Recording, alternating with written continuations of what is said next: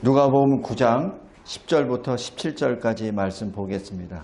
오병이어 사건입니다. 오늘 여기서 딱 한 가지만 보겠습니다. 예수의 자기 계시입니다. 예수께서 이 오병이어 사건을 통하여 예수님이 누구이심을 지금 스스로 계시하시는 것이죠. 사도들에게 지난주에 이 권능을 주셨죠. 그래서 병도 낫게 하시고 또 하나님 나라 복음을 전포할 수 있도록 해주셨습니다. 그리고 제자들이 12제자에 들어오니까 예수님께 보고하죠. 그러니까 예수님이 굉장히 기뻐하셨습니다. 그리고 이제 여기 10절에 나아가십니다. 벳사다라는 고을로 나아가시죠. 예수님께서는 우연이 아니에요. 모든 것이 하나님의 계획 안에 되는데 지금 12제자들이 나름대로 경험을 했잖아요. 그리고 경험한 것을 이제 집대성에서 예수님이 또 하나를 보여주십니다. 그것이 오병이어 사건입니다. 예수님이 오신다는 얘기를 듣고 막 큰 무리들이 막 모여옵니다. 그래서 예수님은 그 사람들을 다 영접하셨다라고 기록합니다. 그리고 제자들이 이미 경험했었던 것, 하나님 나라 복음을 전하고 병을 고치는 그것을 제자들이 보는 앞에서 예수님이 또 다 행하십니다. 그것이 11절입니다. 행하다 보니까 날이 저물었어요. 근데 거기는 빈들입니다. 다시 얘기해서 광야입니다. 근데 남자만 5,000명이에요. 그러니까 이 여자하고 아이들까지 합치면은 2만 명이 넘는다는 숫자입니다. 그러니까 그 많은 무리들이 예수라는 한 분을 만나기 위해서 온 거예요. 그러니까 당시에 종교 지도자들이 시기할 수밖에 없죠. 왜냐하면 예수라는 젊은 사람이 30대 초반이 딱 가니까 그냥 그 무리가 그냥 막 오거든요. 자, 여기서 예수님이 이렇게 말씀하십니다. 여기 13절에 너희들이 먹을 것을 주라. 참 이게 굉장히 좀 어찌 보면 현실성이 없는 말이에요. 제자들이 가만히 보니까 이 많은 무리들이 왔는데 이제 먹을 때가 됐잖아요. 근데 먹을 아무것도 없어. 잘 아시지만은 예수님도 그렇고 제자들도 그렇고 가진 돈도 없고 먹을 것도 아무것도 없어요. 근데 제자들이 생각하기에는 이맘때 날이 저물었으니까 각자들 이제 다 돌아가게 해 주십시오. 그래서 각자가 알아서 먹을 걸 해결하도록 해 주십시오. 라고 이 건의를 그렇게 한 거예요. 굉장히 현실적인 건의입니다. 저라도 아마 그렇게 했을 것 같아요. 여러분이라도 마찬가지죠. 근데 예수님이 13절에 아주 이상한 말씀을 하세요. 너희가 먹을 것을 주라. 거의 현실성이 없는 겁니다. 근데 그냥 아무것도 없는 거 예수님이 제자들이 아무것도 없는 건 예수님이 누구보다 더 잘 아세요. 근데 제자들 보고 너희들이 주라 라고 말씀합니다. 이 말씀이 뭐겠습니까? 지금 제자들은 예수님이 주신 권능으로 병도 낫게 하고 하나님 나라 복음도 전했었던 경험을 한 사람들입니다. 그런데 이 제자들은 여전히 육신의 눈으로 세상을 보고 있어요.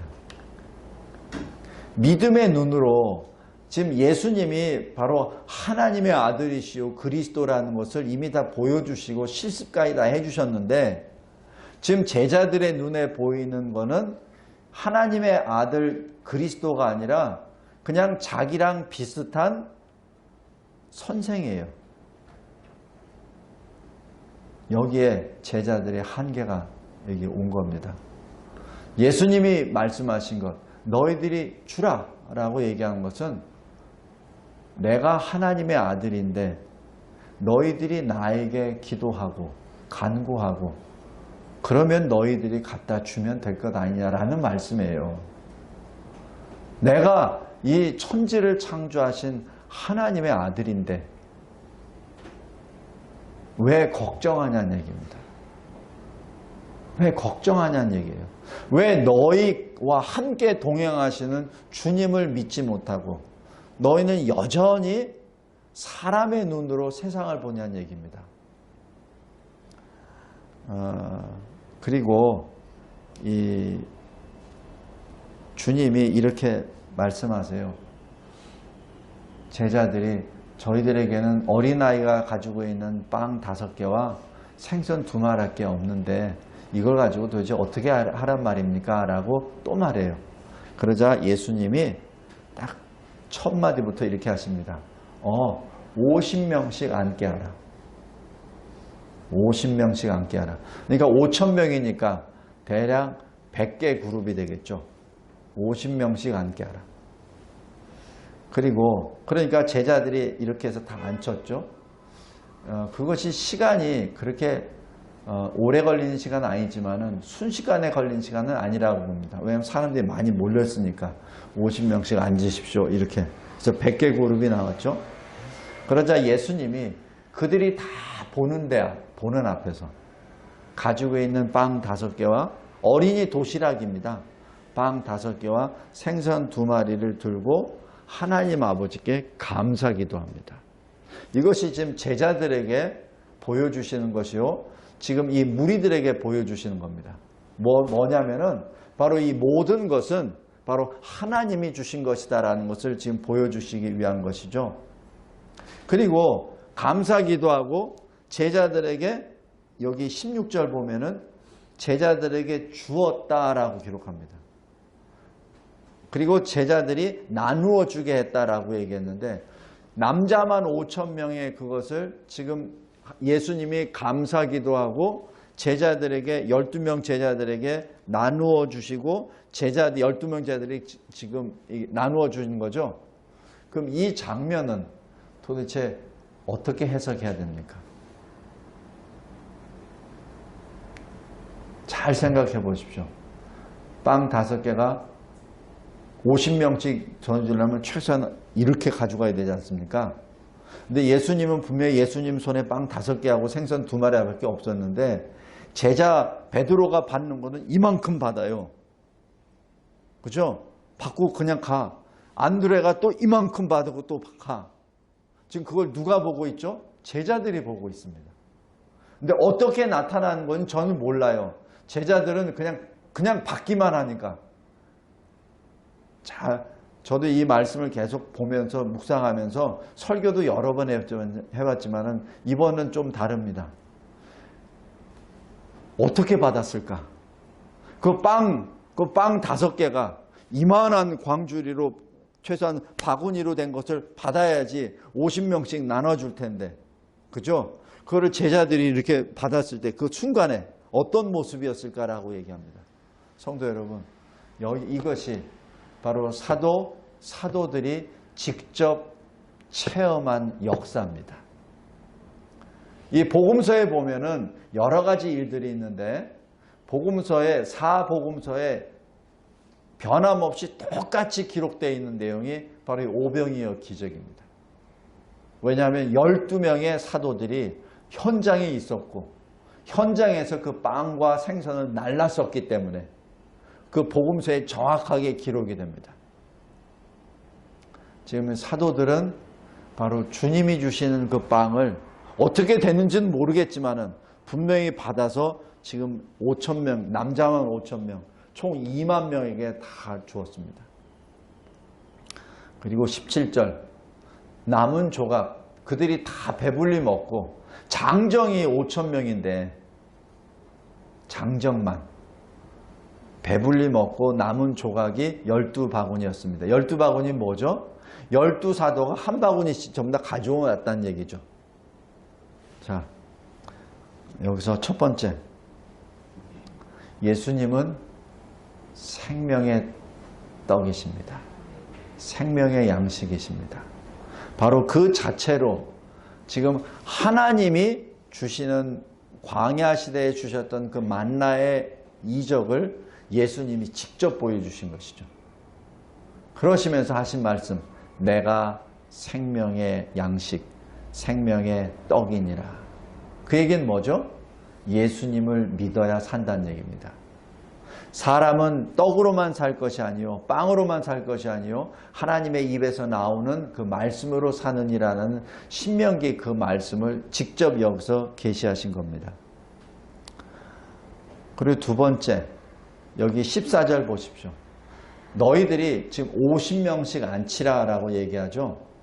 지금 하나님은 질서의 하나님이십니다. 만약에 그 빵을 그냥 오는 대로 막 하면 거기서 난리 복적이 나죠. 그런데 하나님, 주님이 하십니다. 50명씩 앉혀라. 50명씩 앉혀서 질서 있게 양식을 먹게 됩니다. 하나님의 이 일은 그렇습니다. 왜 그러냐고요? 주님은 목자이세요. 양들을 아십니다. 만약에 이렇게 50명씩 안 앉혔을 때는 양들이 서로 부딪히고 다친다는 것을 목자이신 주님은 아세요. 그렇기 때문에 양식을 주시기 전에 먼저 질서를 유지하게 하십니다. 그리고 거기에 맞춰서 주십니다. 바로 두 번째 주님에 계시는 예수님은 양의 선한 목자이십니다. 지금 그것을 요한복음에 쭉 나와요. 요한복음에 내가 생명의 떡이니라, 내가 선한 목자라, 내가 세상의 빛이라, 내가 진리요 생명이요 내가 부활이니라 라는 그 말씀을 계속해서 계시하십니다.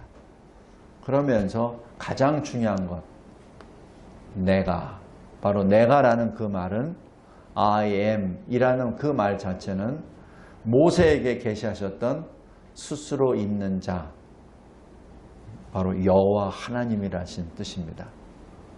바로 여호와 하나님이 바로 당신이시라는 것을 여기서 스스로 계시하신 것이죠. 말씀을 맺겠습니다. 예수님은 아주 짧은 자기 계시를 통해서 모든 것을 설명하십니다. 너희들은 썩을 양식을 위하여 일하지 말라. 썩지 아니하는 영원한 하나님의 말씀으로 살으라 라는 말씀입니다. 그리고 나는 하늘에서 내려온 생명의 떡이니라. 바로 너희들을 먹이기 위하여, 너희들을 풍족하게 먹이기 위하여 온 내가 바로 영생의 양식이니라 라고 말씀합니다. 그런데 요한복음에 보면은 이러한 설교를 마치고 난 다음에 제자들의 반응이 어떤 줄 아세요? 그것이 요한복음 6장에 나옵니다. 예수님이 어떻게 설교를 하시냐면은 내가 바로 생명의 양식이니라, 내가 바로 빵이라 이렇게 말씀합니다. 그러면서 제자들에게 내 살을 먹어야 된다, 내 피를 마셔야 된다라고 얘기해요. 그러자 제자들이 어떻게 당신 살을 먹고 어떻게 당신 피를 먹습니까? 라고 말하며 믿기 어렵다, 이해하기가 어렵다라고 막 고개를 설레설레합니다. 그때 예수님이 말씀하세요. 바로 내가 너희들이 믿어야 될 하나님의 아들이신다. 그러자 어떻게 되는지 아세요? 그 많은 무리들이 다 떠나버립니다. 다 떠나버려요. 성도 여러분, 우리가 이 세상의 눈으로 보면은 예수님 목회 실패한 겁니다. 설교 실패한 거예요.